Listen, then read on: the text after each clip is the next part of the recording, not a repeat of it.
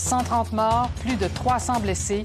Les terroristes avaient planifié leurs gestes dans les moindres détails. Et pourtant, ils étaient tous fichés par les autorités. Bienvenue à Enquête.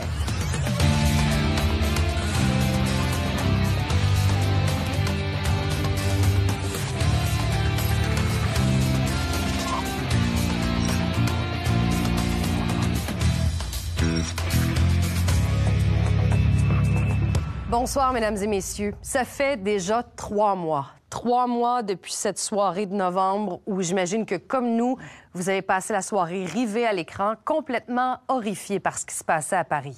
3 mois depuis ces attentats, et ce qui ressort de plus en plus, ce sont les failles dans les services de sécurité, parce que la plupart de ces terroristes s'étaient entraînés en Syrie et ils étaient tous connus des services de renseignement, autant en France qu'en Belgique. Alors, ce soir, on vous propose un regard plus large sur cette soirée du 13 novembre. D'abord, on va aller dans le passé de ces terroristes-là et on a aussi des images bouleversantes à vous présenter, des images qui ont été prises par des citoyens qui se sont retrouvés au cœur des attentats. Le matin du 12 novembre 2015, dès les premières lueurs du jour, un convoi de 3 voitures quitte Bruxelles. Dans les coffres, un arsenal de Kalachnikov et de vestes explosives. Ils sont 10 hommes nés en Belgique et en France.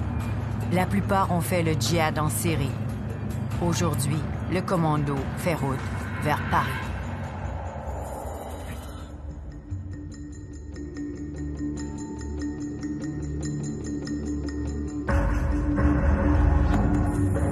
Salah Abdeslam et Abdelhamid Abaoud sont des amis d'enfance. 2 voyous qui ont fait ensemble les 400 coups et même un peu de prison à Molenbeek, une commune de Bruxelles. Brahim Abdeslam, le frère de Salah, est aussi un petit délinquant. Aujourd'hui, ils sont unis par un projet. Les gouvernements et les services de renseignement de la France et de la Belgique s'attendaient à un attentat important. Claude Moniquet a travaillé comme agent de renseignement pendant 20 ans pour la DGSE, la Direction générale de la sécurité extérieure. Selon lui, l'attentat de Paris a été commandé directement de la Syrie. Les attentats de Paris sont quelque chose de stratégique, décidé au plus haut niveau de l'État islamique. Il n'y a pas d'Européens à ce niveau de décision, et certainement pas des gens qui ont le profil d'Abaoud. Ce sont des gens qui sont très proches d'al-Baghdadi, ce sont des Irakiens, des Syriens, beaucoup de gens qui sont des anciens des services secrets ou de l'armée de Saddam Hussein, des gens qui sont des stratèges, qui réfléchissent, c'est eux qui organisent. Abaoud a sans doute été, je dirais, un capitaine, quelqu'un qui a été chargé de coordonner les choses sur le terrain. Abdelhamid Abaoud est le terroriste le plus notoire du convoi. Il est né en Belgique de parents marocains. Issu d'une bonne famille de la classe moyenne, il a fréquenté le prestigieux Collège Saint-Pierre, de confession catholique. L'avocate Nathalie Galland a représenté son père. Il a commencé à tenir un discours très dur vis-à-vis de son père en disant tu éduques mes frères, notamment le petit qui à l'époque avait 12 ans, à l'européenne, ce ne sont pas les valeurs de l'islam, tu te trompes, tu es un mécréant, j'ai honte de toi mon père. Le 23 mars 2013, la police belge intercepte un appel. Abdelhamid annonce à un ami qu'il s'en va faire le camp, un camp d'entraînement en Syrie. Quand la police fouille son appartement, il est déjà parti. Depuis 2013, Abdelhamid Abaoud est fiché en Belgique. Il figure sur la liste des gens qui se sont radicalisés. 1 an plus tard, l'histoire d'Abaoud bascule dans l'horreur. Même s'il est censé être surveillé, Abdelhamid rentre facilement en Belgique et enlève son petit frère Younes, âgé de 13 ans, à sa sortie de l'école. Il est intercepté à l'aéroport de Cologne, en Allemagne. Au contrôle des passeports, l'alerte est donnée puisqu'il figure sur la liste de surveillance de la Belgique. Il est interrogé sommairement. Il prétend se rendre en Turquie visiter des membres de sa famille.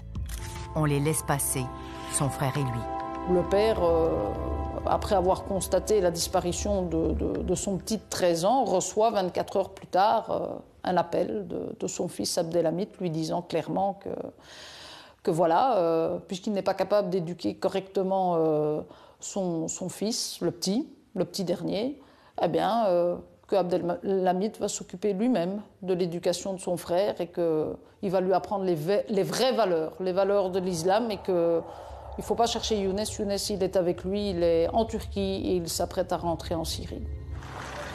Le père prévient aussitôt la police et poursuit son fils aîné pour enlèvement. Mais Abdelhamid Abaoud est hors de la portée de la justice belge.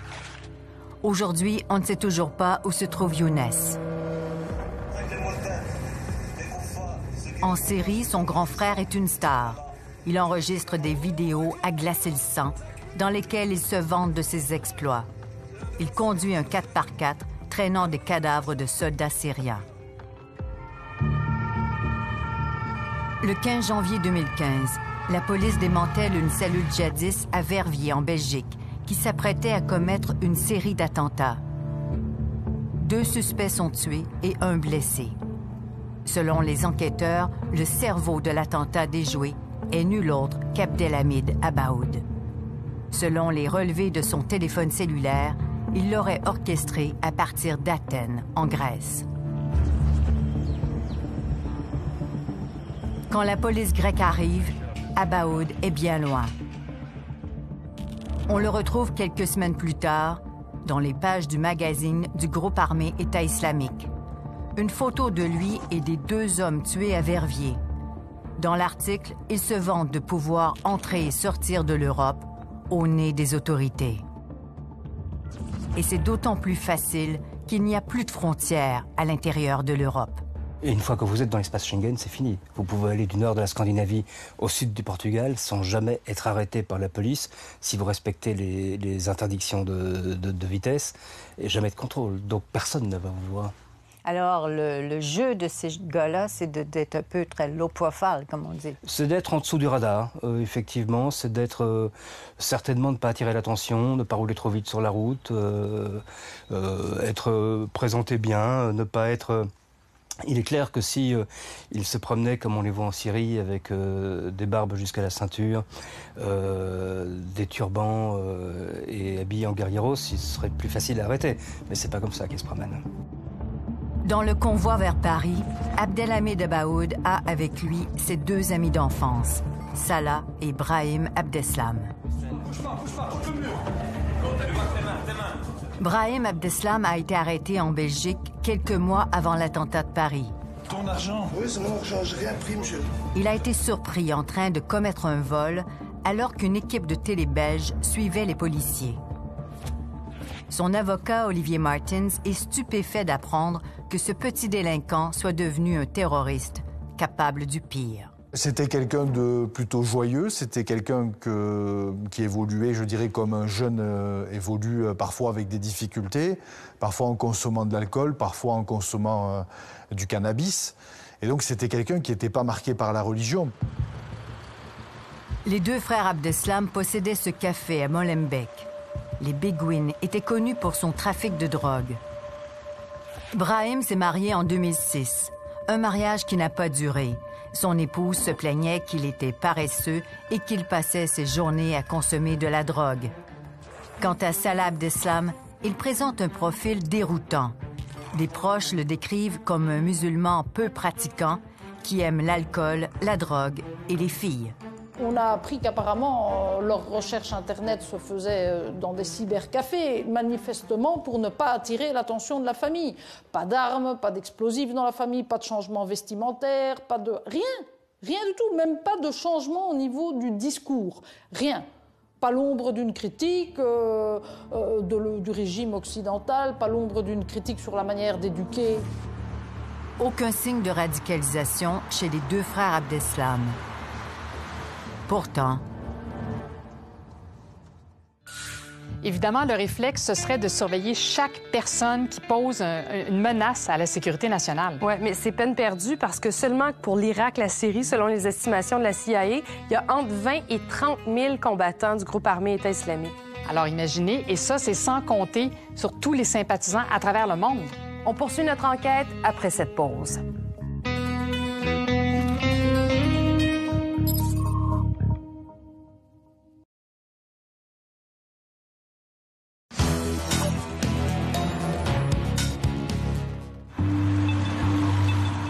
Les Les deux frères Abdeslam ont connu Abdelhamid Abaoud dans le quartier Molenbeek à Bruxelles. Salah se serait, comme Abaoud, radicalisé en prison. Si Abaoud est le capitaine, Salah Abdeslam, lui, est responsable de la logistique des attentats. Il loue des autos, des appartements, trouve des recrues, des détonateurs et des kalachnikovs. Il n'est pas classé comme prioritaire sur la liste de surveillance de la Belgique.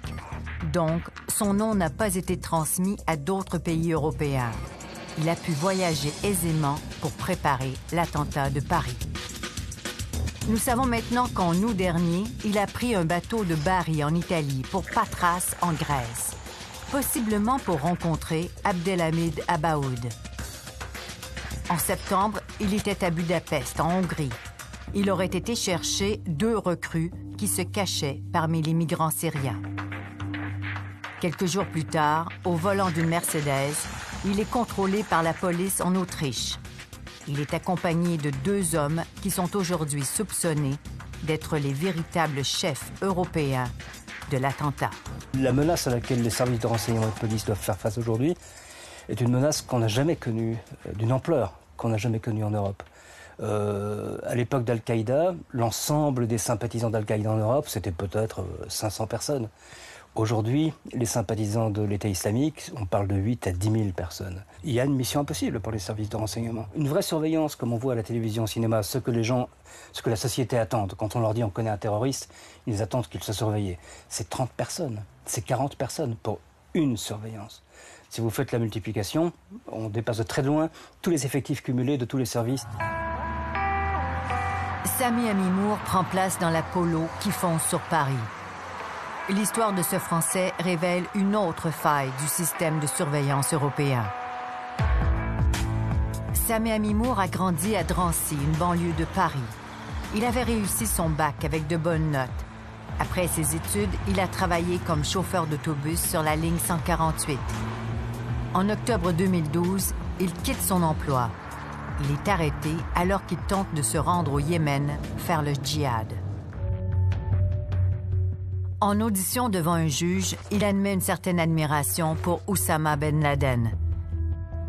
Malgré ses idées radicales, il jure qu'il n'a aucun projet terroriste. Il est placé sous contrôle judiciaire et doit se rapporter au poste de police de Drancy 1 fois par semaine. Un juge lui remet son passeport pour l'aider à se trouver un emploi. Personne ne sonne l'alarme quand il cesse de se pointer au poste de police. Quelques semaines plus tard, il s'enfuit en Syrie. En mars 2015, les services de renseignement français sont sur le qui-vive. Selon leurs informations, le groupe armé État islamique a donné le feu vert à des attaques en France. Le mois suivant, les services de renseignement déjouent un attentat contre une église de Villejuif, en banlieue de Paris. En août, un autre attentat est déjoué dans le train reliant Amsterdam et Paris, le Thalys. Le tireur a été maîtrisé par 2 soldats américains en vacances. Les services de renseignement croient que ces 2 tentatives d'attentat ont été orchestrées par un seul homme, Abdelhamid Abaoud. En août dernier, un djihadiste, revenu en France après un séjour en Syrie, avoue qu'Abdelhamid Abaoud lui a demandé d'attaquer une salle de concert. Le 24 septembre dernier, la France bombarde pour la première fois en Syrie. Les frappes ciblent entre autres les camps où se trouvent les djihadistes français et belges. Abdelhamid Abaoud était probablement une des cibles des bombardements français. Le groupe armé État islamique a d'ailleurs annoncé sa mort en martyr. Mais ce n'était qu'une ruse d'Abaoud pour mieux revenir en Europe et préparer l'attentat.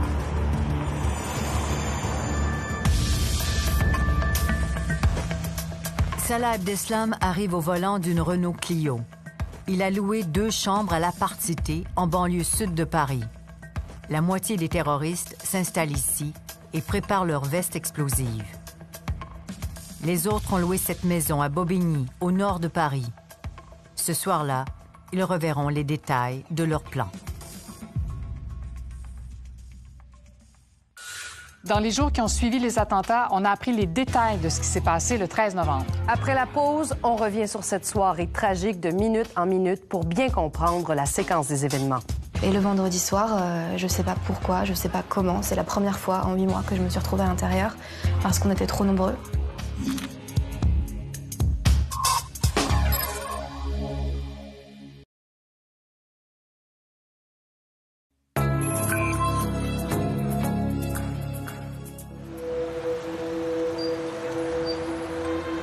13 novembre, une soirée chaude d'automne. Comme tous les vendredis, les terrasses sont bondées. Les jeunes refont le monde dans une atmosphère de fête. Ce soir-là, les Français sont rivés à leur écran de télévision, dans des cafés ou à la maison.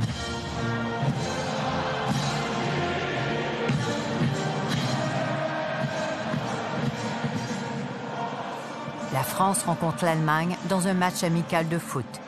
Au Stade de France, le président Hollande assiste au match. La sécurité est au maximum. Pendant ce temps, à Bobigny, au nord de Paris, un groupe d'hommes quitte dans une Seat noire. Au sud, une Polo et une Clio quittent Alfortville. Les hommes sont armés. Les 3 autos se dirigent vers Paris. Salah Abdeslam est au volant de la Renault Clio. Il dépose 3 hommes munis de vestes explosives près de la porte D du stade et quitte. La partie de soccer a déjà commencé. Il y a alors peu de gens aux portes d'entrée. Bilal Mokono et son fils Ryan arrivent au stade en retard et décident de prendre une bouchée avant d'entrer. Cet homme n'a pas seulement la carrure d'un garde du corps, il en a les réflexes. C'est sa profession. Il remarque tout de suite un individu sur le trottoir au comportement étrange. Au moment où je suis arrivé, en fait, quand on commande le son du merguez, j'avais déjà vu un mec qui me paraissait pas clean, qui me paraissait bizarre, que j'avais croisé parce que je l'ai vu passer dans un sens. Mais il est passé avec un regard un peu, regardant un peu dans tous les sens, quoi. Très observateur. Mais pas observateur dans la longueur, mais vraiment dans les hauteurs. Je me suis dit, ça c'est des attitudes un peu de braqueur où ils font un repérage. Bilal Mokono entre ensuite à la brasserie Evans. En se rendant aux toilettes, il croise Bilal Atfi, le plus jeune des terroristes. Et je rentre dans les toilettes, au moment d'arriver dans les toilettes, je pousse la porte. Bam, nez à nez avec un deuxième mec. Et ce mec que je croise, transpirant, visage creusé, fin, je sentais le mec stressé, angoissé, interrogatif. Pas possible, il doit avoir un règlement de compte. Pendant ce temps, la Seat fonce vers le 11e arrondissement, un quartier branché avec ses terrasses à la mode. Nina passait la soirée avec des amis au café La Belle Équipe. Moi, ça fait 8 mois que je travaille à côté et tous les soirs, on y allait, même pour une bière, un verre de vin. Enfin, il n'y a pas un soir où il n'y avait pas une partie de l'équipe qui y était. Le jeudi soir, on était en terrasse, comme tout le temps, parce qu'il y en a beaucoup de fumeurs, donc on était en terrasse. Et le vendredi soir, je ne sais pas pourquoi, je ne sais pas comment, c'est la première fois en 8 mois que je me suis retrouvée à l'intérieur, parce qu'on était trop nombreux. Au Stade de France, Bilal Mokono achète un sandwich au café Evans quand il croise le regard d'un 3e individu. Quand je le vois en face de moi, au moment où je le regarde, je vois qu'il fuyait mon regard. Dire qu'il n'osait pas me regarder, il baissait la tête, il levait la tête, il ne me regardait pas. C'est pas normal. Et je récupère mon sandwich, je prends le sandwich, la bouteille d'eau, et à peine je fais ça pour lever la tête, quand je vais pour manger le sandwich, mettre le sandwich en bouche, à peine je fais ça, je lève la tête comme ça, et là je vois l'individu, bam, s'éclater. Le corps, je vois le corps partir en fait. Sur le terrain, le joueur Patrice Evra s'arrête une fraction de seconde, incertain de comprendre ce qui se passe. La partie continue. Explosion d'une bombe. Explosion d'une bombe. Il n'y a même pas 2 minutes. Il n'y a même pas 1 minute là. Explosion. L'explosion brûle la rétine de Bilal Mokono et lui perce un tympan. Il est blessé au bras. Malgré tout, il porte secours à une dame blessée légèrement, juste en face de lui. Je suis sorti avec cette dame. Quand j'ai porté cette dame, je me suis tourné, je suis sorti. Au moment de partir avec elle, on est parti, boum, la deuxième explosion. Un terroriste vient de se faire sauter en face de la porte H, tuant sur le coup un passant. Deuxième explosion, Stade de France. Deuxième explosion, courez, courez. Barrez-vous, barrez-vous. Il y a des attentats, il y a des attentats. 10 minutes plus tard, Bilal Hadfi se fait exploser en face du McDonald's à 2 coins de rue du stade.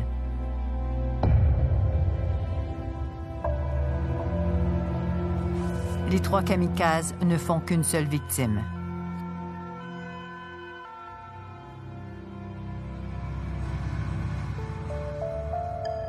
Les attaques sont simultanées.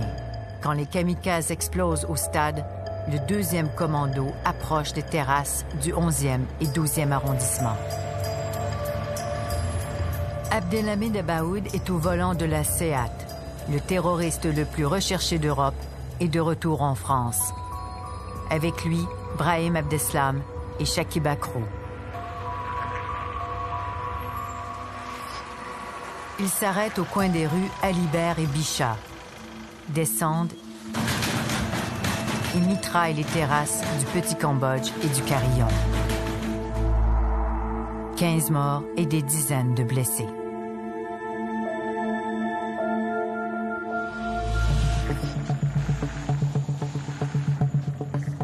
Les terroristes descendent 2 rues plus loin, tournent à gauche sur la rue de la Fontaine-au-Roi. D'abord la Bonne-Bière, puis le Casa Nostra. Ces images ont été tournées par les caméras de sécurité de la pizzeria. On y voit un terroriste qui veut achever un client. Son arme s'est enrayée. La femme a pu s'échapper.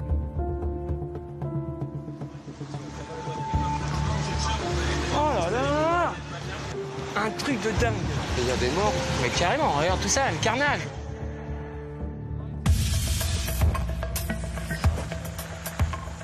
La SEAT d'Abaoud fonce ensuite vers la rue de Charonne et se dirige vers le café La Belle Équipe. Nina vient à peine de quitter la terrasse lorsqu'ils arrivent. Je suis sortie fumer une cigarette avec un de mes collègues. On est re-rentrés. Et 30 secondes après, on a entendu des bruits. Au même moment, un chauffeur de taxi arrive près de La Belle Équipe. Une caméra sur son tableau de bord filme la fusillade. Ça tire. Ça tire, gros. Ça tire, recule. Recule, gros, ça tire. J'ai compris que c'était pas des pétards en voyant tout qui pétait autour de moi et en entendant les gens hurler. Et ça a duré très longtemps. Enfin, ça a duré vraiment très longtemps. Ça n'a pas duré 2 minutes. Ça a duré facilement 5-8 minutes. La voiture de taxi aurait croisé celle des terroristes avant d'arriver sur la scène du crime. Ils sont où? Ils sont là, dans cette voiture. Tu crois? Ouais. À ce moment-là, moi, j'étais persuadée qu'ils allaient rentrer et nous terminer à bout portant. Enfin, pour moi, ça n'avait pas de sens de nous laisser survivre. Et au bout de 8 minutes, il y a quelqu'un qui a crié, je crois que c'est le serveur qui a crié « C'est bon, levez-vous, ils sont partis ». Putain, sa mère, vas-y, gros, c'est chaud. On a attendu un peu, on s'est relevé. Et à ce moment-là, moi, j'avais un de mes collègues qui avait du sang partout. Et en fait, c'était des éclats de verre qui s'étaient pris dans le crâne. Son t-shirt était devenu rouge, quoi. On a couru vers le fond. Et là, j'ouvre les yeux autour de moi et je commence à vraiment regarder ce qui s'est passé. Et je vois les gens qui sont au sol, je vois qu'on n'est pas tant que ça à s'être relevés finalement. Là, j'ai ouvert la porte d'entrée du bar. Je suis sortie. Et je suis restée bloquée, en fait, devant la terrasse, parce que sur la terrasse, ils étaient tous morts.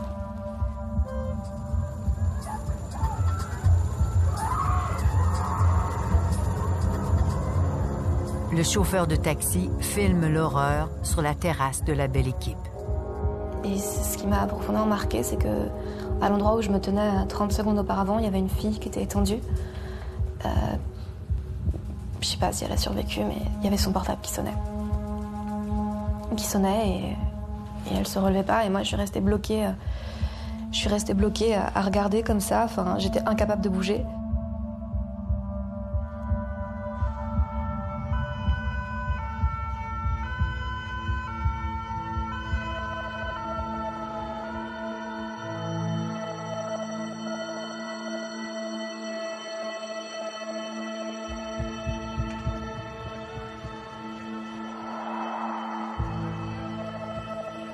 Qu'est-ce qui s'est passé sur la... C'est là-haut, là. Michel Bonneau habite juste à côté du café La Bonne Bière. Il est descendu en entendant les premières rafales. Il a déjà travaillé en zone de guerre. Il a reconnu le son des kalachnikovs. Je me suis précipité, en fait, au coin, là, où il y avait Les premiers blessés étaient où? Il y avait 4 corps enchevêtrés. Michel Bonneau est médecin. Et il y avait une dame qui était sur le côté, la face, si vous voulez, vers la glace du restaurant, qui parlait, qui grommelait, je veux dire, voilà, des produits, des paroles inaudibles, si vous voulez. J'ai vérifié, elle respirait, elle bougeait un petit peu, donc j'ai pensé que, voilà, elle s'en sortirait, en fait. Et je me suis attaché à la deuxième dame, j'ai fait le bouche à bouche, et voilà, quoi. Et ça a duré longtemps. Enfin, ça a duré une éternité, qu'on attend les secours. Je sais pas combien de temps je les ai attendus, les secours. 15 minutes, 20 minutes. Je dis pas qu'ils sont en retard, je dis simplement que ça semble très très long, quoi. Michel Bonneau n'a pas sauvé sa patiente, Lucie Dietrich. Je pense qu'elle était touchée dans le dos. Donc je pense qu'elle était surprise par les terroristes, qu'elle n'a pas vu les terroristes arriver, en fait. Elle avait un visage assez calme, en fait, assez serein. Vous savez, les morts, parfois, ils ont des visages effrayés, ils ont vu des choses. On le voit dans leurs traits, dans leurs yeux. Non, là, elle a été assez calme.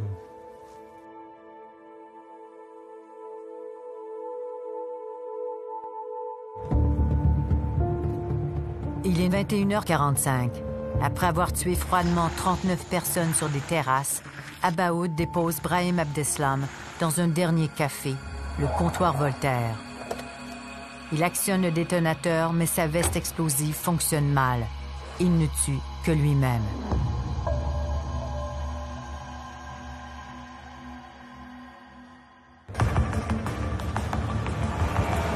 Mais la cible principale des terroristes est le Bataclan, une salle de spectacle du 11e arrondissement. La tâche est donnée à 3 djihadistes français de retour de Syrie. Omar Mostefaï, Foued Mohamed Agad et Sami Amimour. L'Apollo se stationne d'abord dans une ruelle. Ce soir, 1500 jeunes assistent au spectacle des Eagles of Death Metal. À 21h42, les terroristes envoient un message texte. C'est parti, on commence. Amimour jette son cellulaire dans une poubelle. Il sait qu'il n'en aura plus besoin. La police le retrouvera plus tard. La Volkswagen Polo quitte la ruelle et se stationne juste devant le Bataclan à 21h45. Ils sont armés d'AK-47. Le pire carnage en sol français depuis la Seconde Guerre mondiale va commencer. Après la pause, on vous montre comment l'un des terroristes a réussi à passer entre les mailles du filet.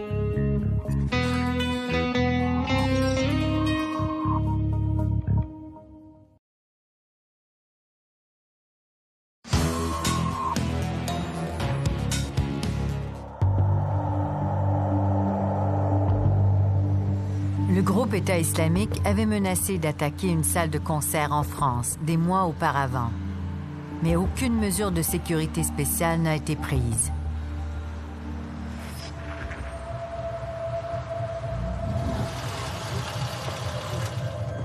Didi, le chef de la sécurité au Bataclan, était là le soir du 13 novembre. Il préfère garder l'anonymat. À ce moment-là, j'entends des coups de feu.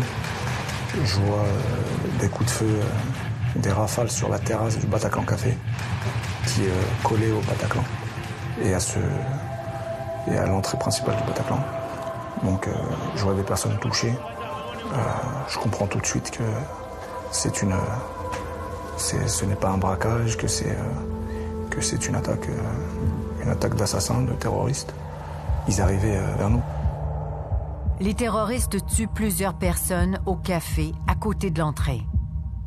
Puis ils pénètrent à l'intérieur où se trouvent 1500 spectateurs. À ce moment-là, ça a été une horreur, un cauchemar. Ils ont tiré sur un peu tout le monde au hasard. Dès qu'ils entendaient un bruit, ils tiraient. ensuite ils exécutaient. Ils mettaient des rafales, ensuite ils exécutaient. Un autre gardien de sécurité, Jean-Pierre Betelli, a dirigé des gens vers une sortie de secours. Et puis les gens se sont précipités, et puis là ça a été rapide, quoi, c'est rapide. Donc on a ouvert les sorties de secours, les sorties de secours sont été ouvertes, et là les personnes tombaient, quoi, les personnes tombaient les uns sur les autres et tout. Et bon, c'était vraiment une catastrophe. Oh merde, c'est toi. Donc moi je me suis précipité pour ramasser un qui était tombé allongé, et mauvaise donne, puisque il était déjà mort celui-ci. Donc j'ai pris 2 personnes qui sont parties avec moi. Dès que j'ai vu qu'il rechargeait, qu'il y avait un blanc, je suis levé, j'ai crié pour que tout le monde sorte de l'autre côté. Didi a réussi à faire sortir des gens par une porte inconnue du public qui donne sur cette rue. De son appartement, le journaliste Daniel Pseny a tout vu. Il a filmé ces images. La sortie du Bataclan est là à 20 mètres. On voit toute la ruelle de gauche et de droite, et donc surtout la sortie, et puis les gens qui fuyaient après le plus loin possible. S'il vous plaît, qu'est-ce qui se passe? Hein?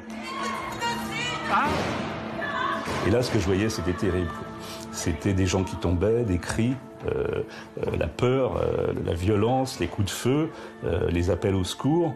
Et donc, je voyais aussi des images avec les gens qui tombaient par terre, en sortant du Bataclan. J'ai vu cette femme accrochée à une grille qui criait. J'ai entendu quelqu'un qui appelait. Je l'ai su après. C'était un père qui appelait son fils, qui cherchait son fils. Au même moment, des policiers arrivent au Bataclan en même temps que le photographe Patrick Zachman. Il y avait 3 policiers au début, là. Il y en avait un avec 2 avec des pistolets, quoi. Donc je vois pas ce qu'ils pouvaient faire vraiment. Il y avait un petit groupe de 6 policiers là-bas, au coin, et qui faisait un mouvement d'aller-retour, qui essayait de répondre aux tirs.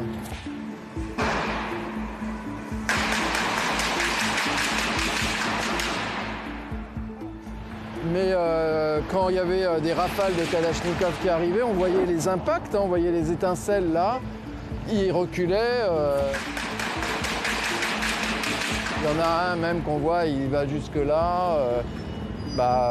Ils n'étaient pas vraiment équipés non plus à ce moment-là. À un certain moment, Daniel Pseny croit qu'il y a une accalmie et descend porter secours. Il traîne un jeune homme jusqu'à sa porte.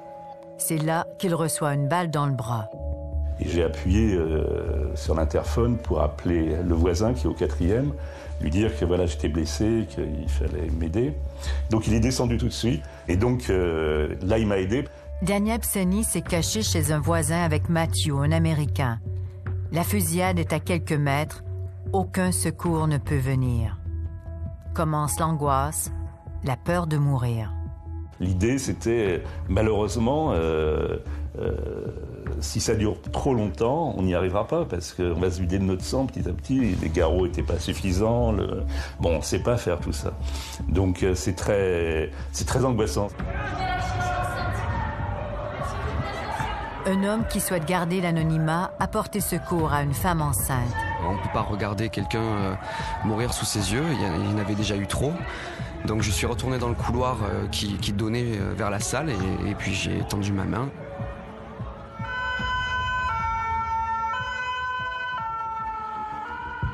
« 20 minutes après le début du carnage, 2 policiers entrent dans la salle et tuent un des kamikazes, Sami Amimour.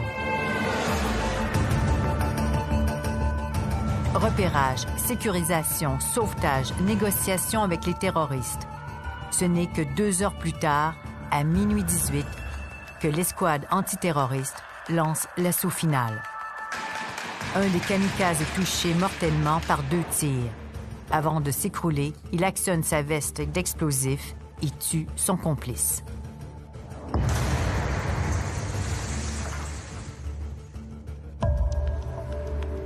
Après s'être déchaîné sur des terrasses parisiennes, Abdelhamid Abaoud se dirige vers la banlieue de Montreuil, où il abandonne la Seat rue Édouard Vaillant. Il monte dans le métro Croix de Chavaux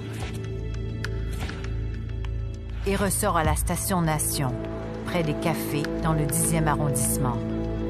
Il se mêle à la foule pour mieux admirer son œuvre.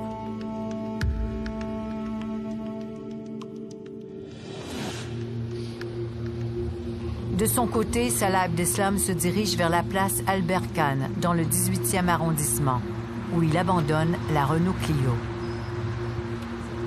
Selon les enquêteurs, Salah avait l'intention de se faire exploser à la brasserie Barbès. Il ne l'a pas fait. Est-ce que sa veste a fait défaut ou a-t-il manqué de courage? Sa veste explosive a été retrouvée dans une poubelle.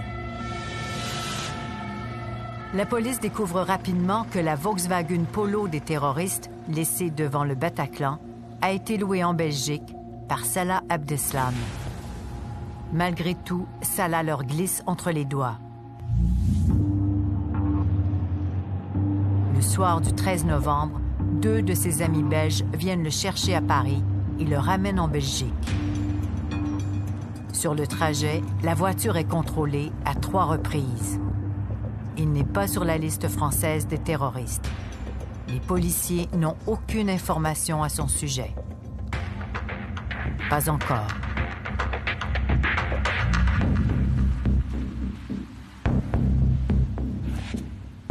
Les caméras de surveillance d'une station d'essence ont capté ces images où il ne semble pas très nerveux. Le lendemain de l'attentat, Salah Abdeslam est à Bruxelles. Il rencontre un ami, Ali Oulkadi, dans un café. Oulkadi a plus tard décrit cette rencontre à son avocat. Il était blanc, il était nerveux, il était dans la situation, je crois, d'une personne qui était traquée. Enfin, en tout cas, qui se sentait traquée. Donc, lorsque il arrive au café, effectivement, mon client qui veut avoir des nouvelles de son frère, qui est son ami, lui demande, effectivement, tiens, je n'ai pas vu Brahim depuis quelques jours, depuis mercredi, il ne l'avait plus vu depuis mercredi, et il lui pose la question, où est-ce qu'il est, où est-il? Et là, il lui répond, Salah Abdeslam, mais Brahim, tu ne le verras plus, il a tué des gens, il est mort. Et là, il commence à faire le lien. Et alors, il commence à parler en disant, et moi, je suis cramé, ils ont mon nom parce qu'il y a mon nom sur la location des voitures. La question suivante de Salah Abdeslam, c'est de dire, il y a eu combien de morts au Bataclan? Il y a eu combien de morts au Stade de France? Et donc, il était intéressé de savoir, je dirais, si vous me permettez l'expression, le résultat des actions. Salah Abdeslam quitte son ami en lui disant qu'ils ne se reverront jamais.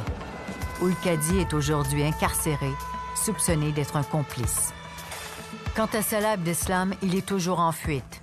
Visé par un mandat d'arrêt international, il a réussi à s'échapper une fois de plus.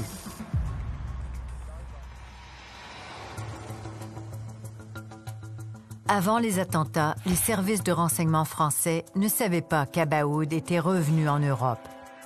Mais le 12 novembre, la veille de l'attentat, ils apprennent qu'il a une cousine à Paris, Asna Aïd Boulassen, qui s'est convertie à l'islam radical. Ils mettent son cellulaire sous écoute et le 16 novembre, 4 jours après les attentats, ils interceptent un appel d'Asna à son cousin Abdelhamid.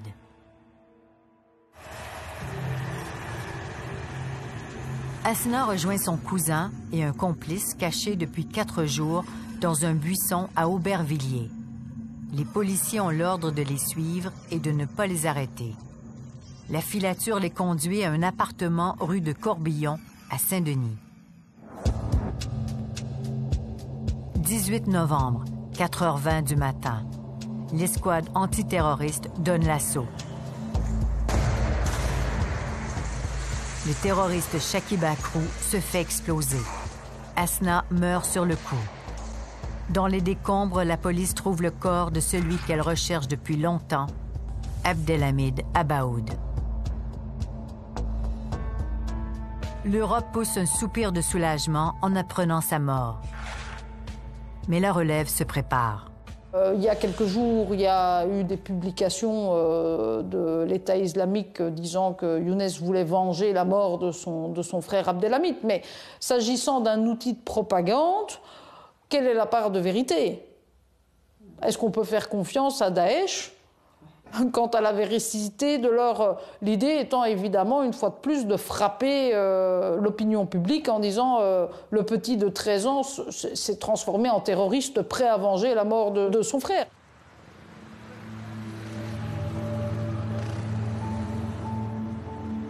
Quelques jours avant l'attentat, Abdelhamid Abaoud s'était vanté d'avoir à sa disposition 90 frères affiliés à l'État islamique, prêts à passer à l'action en Europe.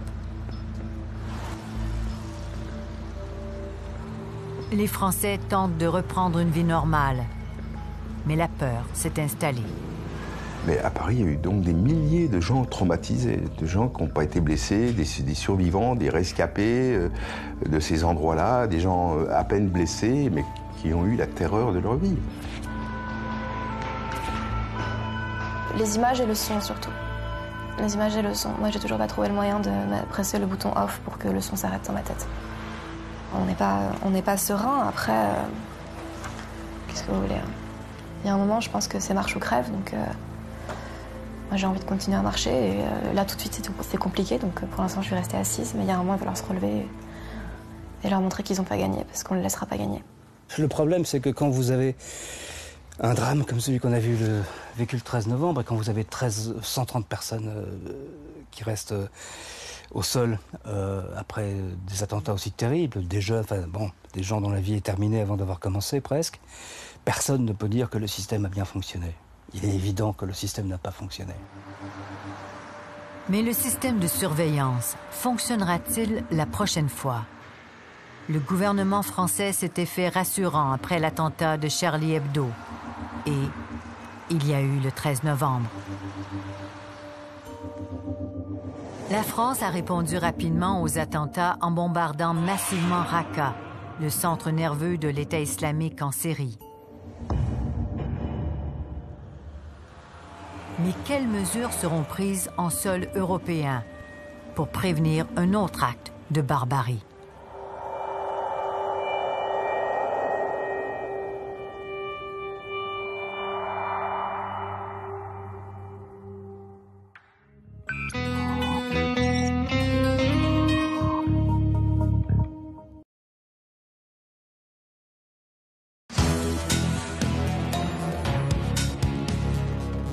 Avant de se quitter, je vous rappelle que l'émission est disponible en tout temps sur notre site Internet et sur YouTube. On est aussi en rediffusion à la télé le samedi à 13h et le dimanche à 18h. Bonne semaine et revenez-nous la semaine prochaine pour une autre enquête.